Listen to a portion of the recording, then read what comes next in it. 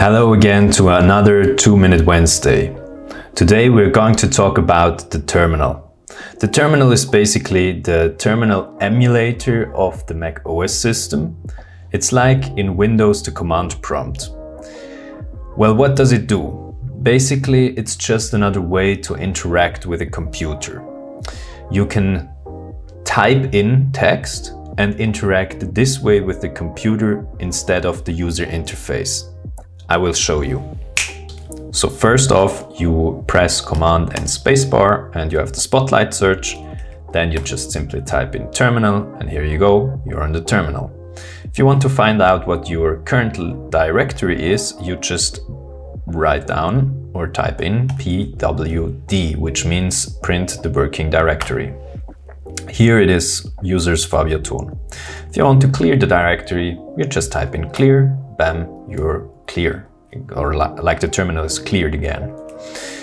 So if we want to change direction, we can do that by typing in cd, which means change directory, and you can type in, for example, desktop, and with the command ls, you can list what kind of directories are in the current one you are in. So, for example, here I have on my desktop a folder named code, and you can see it's just one folder, code.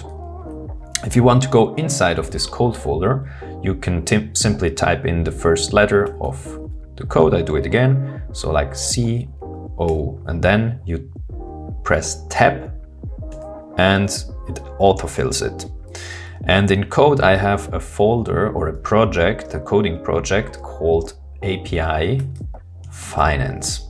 And we can go inside of this and press again or give the command ls again. So list all the things that are inside of this folder. And you can see there's a whole bunch of stuff inside. Doesn't matter what it is right away, but let's say there is a README file, there is some Python code, there is a Python environment, etc., etc. So for this case, it's extremely useful. So after we discussed now the basic commands on terminal, I want to show you now something specifically cool for industrial engineers. So you know now exactly how you navigate around with terminal on your laptop, and that's really cool. But now you want to, for example, to program something, to code something with Python. And now we go inside, we are inside again of the API Finance folder, and we list out what is inside of here. And as you can see, there is what we call a virtual environment. What it actually is basically, it's this environment where all the dependencies of the code are saved in. Basically, if we are now here on, like, we are not inside any environment now, and we go pip list, which would print out all the dependencies and libraries that are installed, like pandas and all the other dependencies or packages that could be used within Python, you can see the command is not found.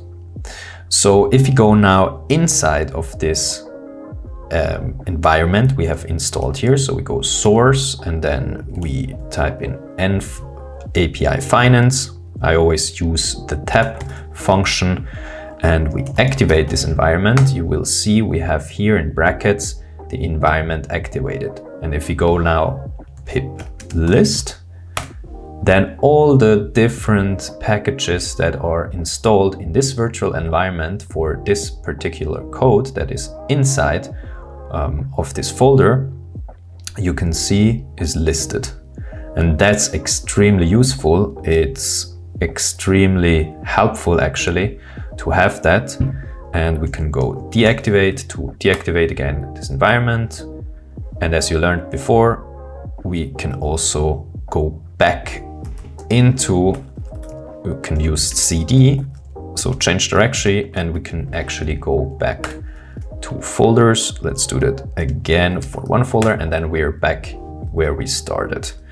Clear this all, and we're back to normal again. So I can really recommend you to use the terminal whenever possible and wherever helpful, especially if you are starting with coding use the terminal to navigate through your files and activate or deactivate virtual environments.